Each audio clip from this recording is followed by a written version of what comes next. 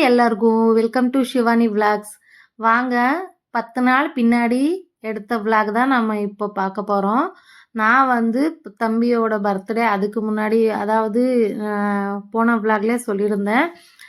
என்னோட அதாவது சித்தி பையன் தான் தம்பி முறை தான் அவன் இறந்துட்டான். அதனால தான் எனக்கு வீடியோ போட முடியலன்னு சொல்லியிருந்தேன். ஆமாங்க, நான் வந்து ரொம்ப ஆனால் வந்து என்னால் போய் பார்க்க முடியல. ஏன்னா மாமாவும் வெளியூருக்கு போயிருந்தது. இங்கே 2 பசங்களையும் விட்டுட்டு என்னால் போக முடியல. அதனால தான் போகலை. வந்து சின்ன சின்ன விஷயத்துக்கு எல்லாம் நம்ம வந்து சாவுதா ரீசனை நினச்சா நம்ம எல்லாம் வந்து உலகத்தில் வாழவே முடியாது. என்னோட தம்பி முட்டாள்தனத்தினால அவனோட உயிர் அவனே வந்து எடுத்துக்கிட்டான். ரொம்ப கஷ்டமாக இருந்துச்சு. நம்ம இப்போவும் அவனை பற்றி பேசினா ரொம்பவே வந்து ரொம்ப கஷ்டமாக தான் இருக்குது. ஏன்னா வந்து லவ் ஃபெயிலியர் ஆகிடுச்சின்னு சொல்லிட்டு லவ் ஃபெயிலியரோ இல்லை அவனுக்கு இருந்ததே விதி அவ்வளோதானான்னு தெரியல. சரி, அவன் இறந்துட்டான். இனிமேல் வந்து யாருமே நான் வந்து லவ்வுக்காகவோ ஆகட்டும் வேறு ரீசனுக்காகட்டும் சாகாதீங்க. வந்து சாவறதே முடிவுனா வந்து வாழவே முடியாது. என்னன்னா உயிர் கடவுளை கொடுத்ததுக்கப்புறம் புல் மேய்க்க விட மாட்டார். நமக்கான ஒரு வழி கொடுத்து தான் இருப்பார். வந்து நல்லா தான் வாழ வைப்பாங்க. நம்ம அதுக்கான வழி நம்ம தேடணும். எப்படி நம்ம வாழணும், எப்படி நம்ம பிழைக்கணும், இதுலேருந்து எப்படி வெளியே வருதுன்றதுக்காக நம்ம யோசித்தா அதுக்கான வழிங்களை நமக்கே கிடைச்சிடும். ஏன்னா வந்து நான் வந்து அவன் லாஸ்ட்டு அதாவது என்னோடய அம்மா வீட்டுக்கு போனப்போ கூட அவன்கிட்ட நான் பேசாமல தான் வந்தேன். ஏன்னா எனக்கிட்ட நான் பேசியிருந்த கூட அவன் எதனா சொல்லியிருப்பான். நான் வந்து பார்த்து நான் பேசுகிறதுக்கான டைம் எனக்கு கிடைக்கல. ஏன்னா அங்கே திருவிழா கொஞ்சம் பிஸியாகவே இருந்ததுனால நாங்கள் பேசிக்கலாம். பேசியிருந்த கூட அவன் எதனா சொல்லியிருப்பான். அதனால் என்னவோ சரி ரொம்ப பேசாமல் வந்துட்டோமேன்றதுக்காக எனக்கு ரொம்ப கஷ்டமாக இருந்தது. நான் வந்து எல்லாருக்கிட்டேயும் சொல்கிறது இதுதான், சாவுன்றது வந்து நாமளே தேடிக்கக்கூடாது. ஏன்னா சாவுன்றது நம்ம பார்த்துட்டு வந்துட்டோம். அதனால் அதோட வலிங்கள் என்னன்றது எனக்கு தெரியும். நாங்கள் வந்து பசங்க நாங்களும் இது பற்றி என்னோட வீடியோ பார்த்துட்டே இருக்கிறவங்களுக்கு தெரியும். என்னென்னா ஒரு ரீசன் நாம் சாவு தொட்டுட்டு நம்ம வந்ததுனால நமக்கு அந்த சாவுன்றது எவ்வளோ பயம். இப்போ யோசிச்சுட்டு இருந்தாலே எவ்வளோ கஷ்டமாக இருக்குன்றது அது நமக்கு மட்டும்தான் தெரியும். அதெல்லாம் யோசித்து பார்க்குறதுக்கே பயமாக இருக்கும். என்னத்துக்கு வந்து இப்படியெல்லாம் பண்ணிக்கிட்டான்றது இது வரைக்கும் நமக்கு அது தெரியல. சரி, அவனோட விதி அவ்வளோதான்னு சொல்லிட்டு மறந்தாச்சு. அவ்வளோதான், எல்லாம் மறந்துட்டோம். எத்தனை நாள் தான் யாரும் அழக மாட்டாங்க. ஒரு வீடியோவில் நானும் பார்த்தேன்.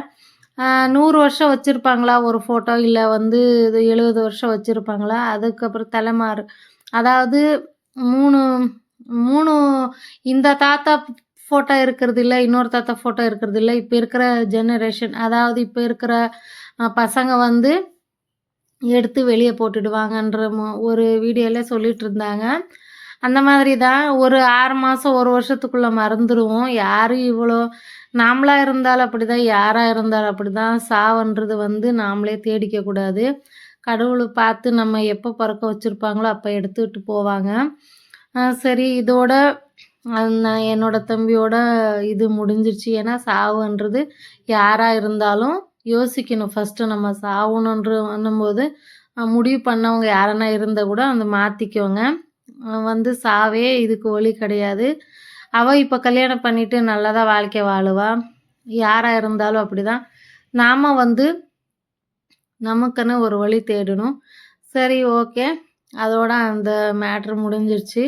இனிமேல் எத்தனை நாள் பேசினாலும் அந்த என்னோட தம்பி வரப்போகிறதில்ல. அவ்வளோதான், அவனோட இது க்ளோஸ் தான். முடிச்சுக்கிட்ட அவனோட இது முடிஞ்சு போச்சு. விதி அவ்வளோதான்னு சொல்லிட்டு நாங்களும் மறந்தாச்சு. அவ்வளோதான். என்னோட பையனுக்கு வந்து நான் சின்ன வயசில் ப்ராஸ்லைட்டு செயின் எல்லாமே எடுத்து வச்சுருந்தேன். ஷார்ட் வீடியோவில் சொல்லியிருப்பேன். ஆனால் அவனுக்கு ஃபஸ்ட் டைம் போட்டுதுன்னா வந்து இப்போ தான் ஃபஸ்ட்டு பர்த்டேக்காரன்னு போட்டது இதான் ஃபஸ்ட் டைம். பாவம் பிள்ளைக்கு ஒரு டைம் மட்டும் சும்மா போட்டு அழகு பார்த்து ஊருக்கு போகும்போது ஒரு டைம் போட்டுட்டு போனோம்.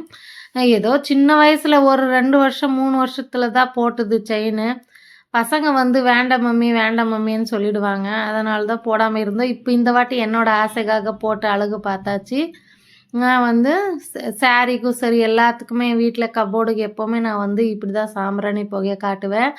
என்னோட ஹஸ்பண்ட் சொல்லுவாங்க, எல்லா வீட்ல சாம்பிராணி வகை போடணும்னு சொல்லுவாங்க. அவங்க வந்து எப்பவுமே சொல்றது தான் நான் ஃபாலோ பண்ணுவேன். அதாவது பூஜை விஷயத்துல அவங்க என்ன சொன்னாலும் நான் கேட்பேன். கதவுக்கு பின்னாடி, அப்புறம் பாத்ரூம்ல கதவுக்கு பின்னாடி எல்லாத்துக்குமே நான் சாம்பிராணி வகை போடுவேன். ஒரு ஒரு கபோர்டும் தொறந்துட்டு கட்டிலடிக்கு சாம்பிராணி புகைய காட்டுவேன். எல்லாமே அதாவது கெட்ட எனர்ஜி இருந்தா வெளிய போகும்ன்னு சொல்லுவாங்க. அதனால வந்து எல்லாமே நானு வந்து சாம்பிராணி வகை எல்லாத்துக்குமே காட்டிடுவேன். வந்து ஏதோ ஒரு ஃபீலிங்ல தான் பூஜை பண்ணிட்டுருந்தேன். என்னோட பையன் பண்ண நீட்டா பண்ணம்மான்னு சொல்லிட்டு காமெடி பண்ணிட்டுருந்தாங்க. மூடே இல்லாம பூஜை பண்ணிட்டுருக்கேன் சாமி என்ன பண்றதுன்னு சொல்லிட்டு பண்ணிட்டு, ஏன்னா ரொம்ப கஷ்டமா தான் இருந்துச்சு. அவன் தம்பி தானே, ஏன்னா வந்து அதனால அது நமக்கு ஒண்ணும் தீட்டு கிடையாது. அ சரி ஓகேன்னு சொல்லி இது வந்து பண்ணிட்டு பூஜை நான் நல்லபடியா வீடெல்லாம் சுத்தம் பண்ணிட்டு, பூஜை வீட்ல பண்ணிக்கிட்டேன். பண்ணி முடிச்சுட்டு, அன்னபூர்ணேஸ்வரி படம் வந்து இப்ப தான் நான் வந்து வீடியோலயே காமிச்சிட்டுருக்கேன். ரொம்ப நாள் ஆச்சு எடுத்துட்டு வந்து ஃபோட்டோ வச்சு பூஜை பண்ணுவேன். ஆனா வந்து வீடியோல காமிச்சது கிடையாது. எனக்கு அன்னபூர்ணேஸ்வரி தாயார் வந்து என்னோட ஃப்ரெண்டு தான் ஃபர்ஸ்ட்டு கிஃப்ட் குடுத்தாங்க. சரி கிச்சன்ல வச்சு நம்ம பூஜை பண்றதுக்கு ஒரு படம் வேணுமேன்ட்டு நானு வெங்கடரமண சாமி படமும் இது ஒண்ணு எடுத்துட்டு வந்தேன். அது சொல்லியிருப்பேன் நானு. அப்பத்துலேருந்து சும்மா விளக்கு ஏத்திட்டு பூஜை பண்ணிட்டுருந்தேன். நமக்கு இப்ப தான் அவங்கள பார்க்கறதுக்கான நேரம் வந்திருக்கு. சரி நல்லபடியா சாம்பிராணி வகையெல்லாம் போட்டுட்டு பூஜை பண்ணிட்டு எல்லாம் நல்லபடியா பூஜை முடிச்சுட்டேன். அதோட அந்த வீடியோ முடிச்சுட்டு அப்புறம் ரொம்ப நாள் கழிச்சு அடைய சாப்பிட்ணுமா ராகி அடைன்னு சொன்னாங்க. எனக்கு வந்து எங்க அம்மா சுட்டு தருவாங்க. எங்க அக்கா சுட்டு தருவாங்க.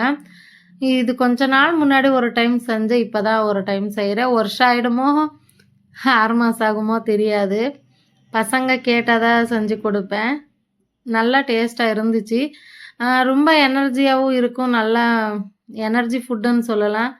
பழக்கம் இருந்தா நம்ம இதெல்லாம் ராகி ரொட்டி, அப்புறம் அக்கி ரொட்டி இதெல்லாமே நல்லா சாப்பிட்டுக்கலாம். பழக்கம் இல்லாதவங்களுக்கு மூஞ்சில அடிச்ச மாதிரி தான் இருக்கும்.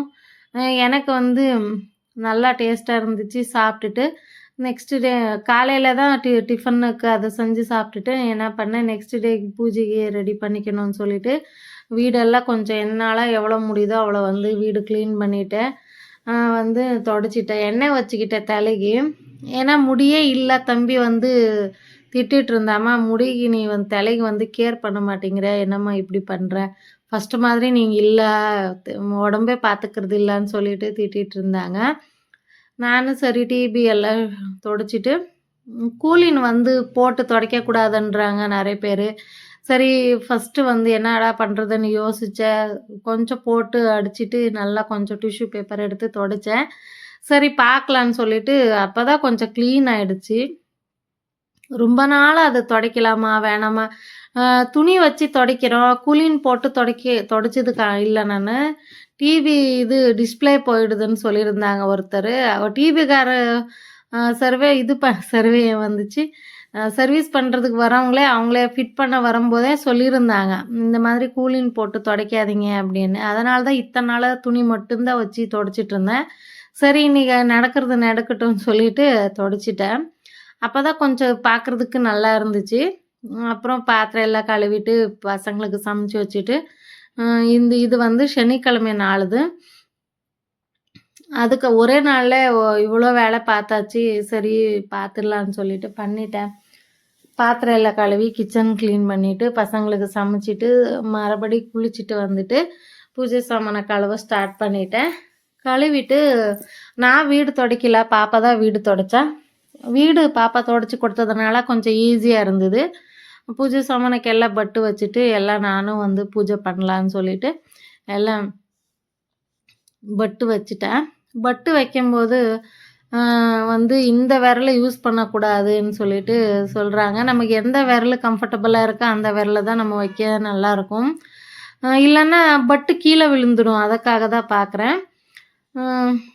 எனக்கு எப்பவுமே இந்த பெரிய விரல்ல தான் பட்டு வைக்கிறது கரெக்டா இருக்கும். அடுத்தவங்களுக்கு வைக்கும்போது நம்ம நடு விரல தான் யூஸ் பண்ணணும். சரி சாமிகன்றனால தான் நான் சரி வலது கை தானே எந்த விரல் வேணாலும் யூஸ் பண்ணலான்னு சொல்லிட்டு யூஸ் பண்ணிடுவோம். வந்து எல்லாமே ரெடி பண்ணி பூ, பட்டு வச்சுட்டு சந்தனம் கூடவே ஜவ்வா, மஞ்சள் எல்லாமே அதாவது பன்னீர்ல கரைச்சிட்டு வச்சுட்டேன். வச்சுட்டு எனக்கு தெரியல. ரொம்ப நாளுக்கு அப்புறம் நான் என்ன பண்ணிட்டேன், துளசி ஈஸ்வரனுக்கு எப்போவுமே ராகவேந்திர சாமிக்கும், வெங்கட்ரமண சாமிக்கும், ஆஞ்சநேயருக்கு வைக்கிற மாதிரியே துளசி வச்சுட்டேன். மறந்துட்டேன் நானு. துளசி வைக்கணும் வேணான்ட்டு. என்னோட ஹஸ்பண்ட் பத்திரை மாதிரியே துளசி வச்சுட்டியேம்மா, என்னம்மா ஆச்சு உனக்கு? எப்போவுமே வைக்க மாட்டியேன்னாங்க. சரி ஏதோ மாமா ஏதோ மூடில் வச்சுட்டேன், எனக்கு தெரியல, மறந்துட்டேன்னு.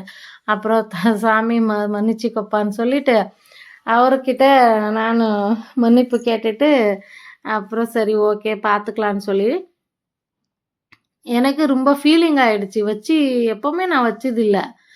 அது என்னடா இது என்னடா பண்ணுறதுன்னு சொல்லிட்டு அவ்வளோதான் துளசி வச்சது எடுத்து நெக்ஸ்ட் டேவே எடுத்து வச்சுட்டேன் காயறதுக்கு முன்னாடியே. அப்புறம் சரி ஓகேன்னு சொல்லிட்டு துளசி எடுத்து வச்சு அப்புறம் அன்னபூர்ணேஸ்வரி தாயாருக்கு ரெடி பண்ணிவிட்டு அவருக்கு வந்து விளக்கேற்றிட்டேன். விளக்கேற்றி நான் வந்து எல்லாமே ஓகே தான். ஆனால் வந்து அந்த ஜாடிக்குள்ளே நான் மணி பிளான்ட் வைக்கலான்ட்டு தான் அங்கே வச்சுருந்தேன். அந்த ஒரே ஒரு பூ செடி அது பிளாஸ்டிக் பூ வேஸ்ட்டாக தான் இருந்தது. அதில் வச்சுருக்கேன். மணி பிளான்ட் வைக்கணுன்னு தான் அங்கே வச்சுருக்கேன். பார்க்கலாம் என்றைக்கு வைக்கிறேன்னு. அதுக்கு இன்னும் எத்தனை நாள் ஆகுமோ தெரியல. சரி ஓகே. பூ எல்லாம் வந்து வைக்காமலே பூஜை பண்ணக்கூடாதுன்ட்டு ஏதோ ஒன்று முடி அப்படியே விரித்து போட்டிருந்தேன். சரி எடுத்து எமர்ஜென்சி ஒரு கிளிப்பு போட்டு பூஜை பண்ண ஆரம்பிச்சிட்டேன். துளசி பண்டிகை நான் வந்து பண்ணவே இல்லை. அதுதான் எனக்கு ரொம்ப கஷ்டமாக இருந்துச்சு. என்னம்மா உனக்கு இந்த வருஷம் பூஜையே பண்ண முடியலையேன்னு நினச்சி ஃபீல் பண்ணிட்டேன். சரி விடு, எப்போவுமே நம்ம துளசி பண்டிகை மட்டுமே இல்லை, நார்மல் டே கூட நான் நல்லா பூஜை பண்ணுவேன் துளசி தாயாருக்கு. சரி பார்த்துக்கலான்னு சொல்லிட்டு நல்லபடியாக பூஜை பண்ணி முடிச்சுட்டேன். பூஜை பண்ணும்போதெல்லாம் அதையே ஞாபகம் வந்துட்டு இருந்தது. துளசி அம்மனுக்கு பூஜை பண்ணலையே, துளசி அம்மனுக்கு பண்டிகை செய்யலை, சரி என்ன பண்ணுறதுன்னு சொல்லி முடிச்சுட்டு எல்லா பாத்திரம் கழுவி வச்சுருந்தேன். இது நெக்ஸ்ட் அன்றைக்கே வீடியோ அதோட ஸ்டாப் பண்ணிவிட்டு இது நெக்ஸ்ட் டே என்னடா டிஃபன் செய்கிறது, டிஃபன் செஞ்சுருப்பேன். ஆனால் என்ன செஞ்சுருக்கேன்றது எனக்கு வீடியோவில் தெளிவாக பார்த்தா தான் வந்து தெரியும். பாத்திரம்லாம் கழுவி வச்சுட்டு ஆற வச்சுட்டு எடுத்து வச்சுட்டேன். என்னோடய ஃப்ரெண்டுக்கிட்ட நான் பேசிகிட்டு இருந்தேன். நானும் என் ஃப்ரெண்டு பேசினோம். அதாவது 3 நாள் எங்கேயும் டூரு போகாமல் எங்கேயும் கோயிலுக்கு போகாமல் வந்து வீட்டிலையே சாப்பாடு எதுவும் செய்யாமல் நம்ம ஹோட்டலில் ஆர்டர் பண்ணிவிட்டு 3 வேளைக்கும் வீட்டில் சாப்பிட்டுட்டு நம்ம வந்து ஃபுல்லு நல்லா படுத்து ரெஸ்ட் எடுக்கணும். அதாவது 3 டேஸ் மட்டும்தான் அப்படி பண்ணணும். எந்த தெட்டை கழுவுற வேலை இருக்கக்கூடாது, பாத்திரம் கழுவுறது, டீ போடுறது, வீடு கூட்டுறது, துணி மிஷினில் போடுறது எதுவுமே இருக்கக்கூடாது. டோட்டலாக எல்லா வேலையும் அப்படியே இருக்கோ இல்லையோ அப்படியே விட்டுடணும். ஆக மொத்தம் நம்ம ஹோட்டலில் வாங்கிட்டு சாப்பிட்டு ரெஸ்ட் எடுக்கணும்னு சொல்லி பேசிகிட்டு இருந்தோம். சரி அதை பேசி முடிச்சுட்டு அப்புறம் பீர்க்கங்காய் எடுத்து சட்னி அரைக்கலான்னு சொல்லிட்டு என்னோடய ஹஸ்பண்டு தான் பீர்க்கங்காய் சட்னி வையம்மா ரொம்ப நாளாச்சுன்னு சொன்னாங்க. சரி பீர்க்கங்காய் சட்னி பண்ணலான்னு சொல்லிட்டு எல்லாம் சீவி கட் பண்ணிவிட்டு எடுத்துட்டு அவரு வந்து இப்போல்லாம் வந்து ஹெல்த்து கிளாஸ் அட்டென்ட் பண்ணுறாங்க என்னோடய ஹஸ்பண்ட். அதனால் ஹெல்த்தியாக சாப்பிட்ணுன்னு நினைக்கிறாங்க. சரி எல்லாம் கட் பண்ணி எடுத்துகிட்டு எண்ணெயில் ஃப்ரை பண்ணிட்டேன். நல்லா சட்னி அரைச்சி தோசை ஊற்றியாச்சு. நைட்டு டிஃபனுக்கு தான் பண்ணேன். அதாவது வீடியோ எண்டாக போகுது. நான் என்ன சொல்ல வரேன்னா எல்லோரும் உடம்பு பார்த்துக்கோங்க. நெக்ஸ்ட்டு வந்து நான் நல்ல வீடியோ கொடுக்கணுன்னா உங்களால் சப்போர்ட் இருந்தால் தான் எனக்கும் கொடுக்கவும் முடியும். நீங்கள் வந்து எனக்கு லைக் பண்ணால் தான் எனக்கும் இன்னும் வந்து இன்ட்ரெஸ்ட் வரும் வீடியோ போடணுன்னு. ஒரு தம்பி கேட்டிருந்தாரு, அவர் கோச்சிக்கிட்டாரோ என்னவோ தெரியல. என்னென்னா யோகா கிளாஸு, யோகா நீங்கள் வந்து யோகத்தை பற்றி சொல்லுங்கக்கா அப்படின்னு சொல்லியிருந்தாங்க. எனக்கு தெரியாதுன்னு சொல்லியிருந்தேன். இதை பற்றி நான் நெக்ஸ்ட்டு விலாகில் பேசுகிறேன். எனக்கு தெரிஞ்சதெல்லாம் எப்போவுமே சமையல் இதுதான் தெரியும் தம்பின்னு சொல்லியிருந்தேன். அவங்களுக்கு பார்த்தாங்களா இல்லையான்னு தெரியல. நெக்ஸ்ட்டு யாரும் அதை பற்றி கமெண்ட் பண்ணல. நான் வந்து என்ன சொல்ல வரேன்னா எனக்கு தெரிஞ்சு தான் நான் போட முடியும். வீடியோக்காகவே என்னால் வந்து இது பண்ண முடியாது, ஆக்டிங் பண்ண முடியாது. ஃப்ரெண்ட்ஸ் பிடிச்சிருந்தா லைக் பண்ணுங்கள், ஷேர் பண்ணுங்கள். புதுசாக பார்க்குறவங்க சப்ஸ்கிரைப் பண்ணி பாருங்கள். ஸ்கிப் பண்ணாமல் பாருங்கள், அப்போ தான் எனக்கு கொஞ்சம் ரீச் ஆகும். இதுக்கு மேலெல்லாம் வந்து 10 மணிக்கு போடுறேன்னு சொல்லியிருந்தேன். என்னோடய தம்பிக்கு அப்படி ஆனனால தான் போட முடியல. கொஞ்சம் இனிமேல் நான் ரெடி ஆகிறேன் போடுறதுக்கு. Thank you friends, thank you so much. இதுக்கு மேலெல்லாம் நான் கரெக்டான வீடியோ கொடுக்கலான்னு நான் யோசிச்சுருக்கேன். அது உங்களால் சப்போர்ட் இருந்தால் தான் எனக்கும் கொஞ்சம் வந்து நல்லா வீடியோ கொடுக்க தோணும் மனசுக்கு. நீங்கள் சப்போர்ட் பண்ணுங்கள். நெக்ஸ்ட்டு விலாகில் பார்க்கலாம். இந்த வீடியோ வந்து ரொம்ப நாள் ஆச்சு, அதனால் கொஞ்சம் தப்பாக பேசியிருந்தா மன்னிச்சிக்கோங்க. Thank you so much.